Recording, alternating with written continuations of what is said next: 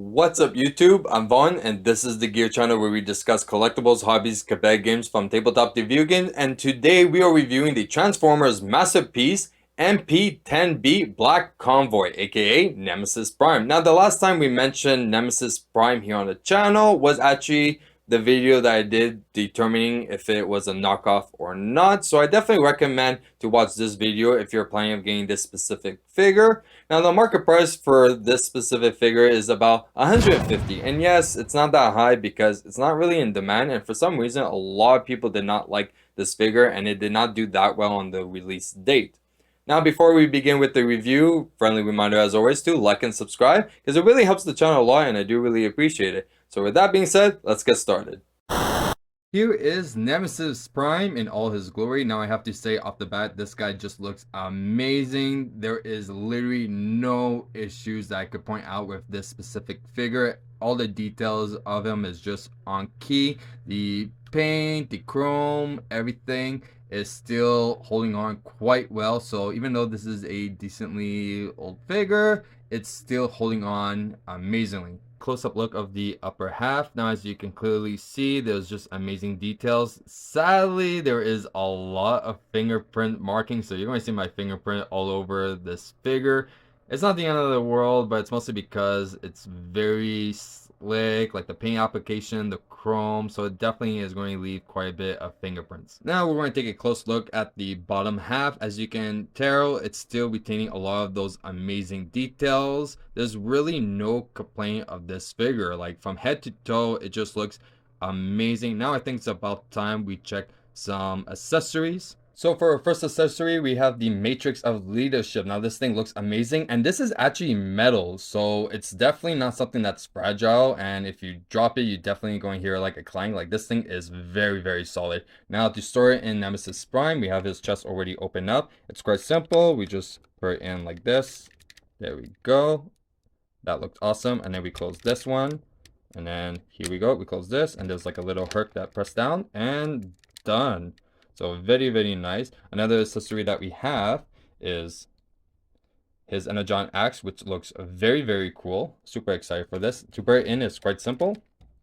You just slide it in like this, and there we go. It's all done. And for his last accessory that he has is his blaster, which is in his backpack right now. So we just open this up, and we have to push it from here just for it to come out because we don't want it to explode just yet. So once we pull it out, it's kind of tight, but it's okay. It was already coming undone, which kind of sucks, but the whole point is that you have a button over here, and then you press the button, and it's supposed to unlock like this.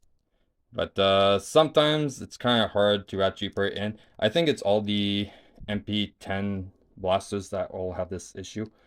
So you see, it's good for now, and then there we go. Very nice.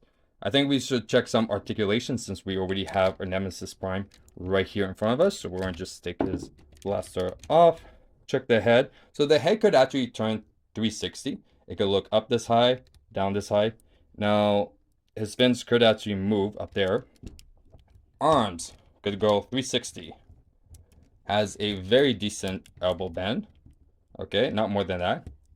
There is some finger articulation. So if we check here, he has the index that has the forefinger over here, and then the index that could move. Now we could actually move the shoulders only by that much. Not the end of the world, but it's okay. He does have waist, which is very good. And if we check the legs, he could move forward completely, which is nice, and move backwards at a decent.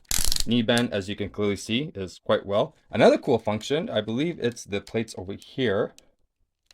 If I remember how, I'm not too sure if it's this one that can move, but oh no, it's not this one. I remember one of the ones that I have, that plate could actually move.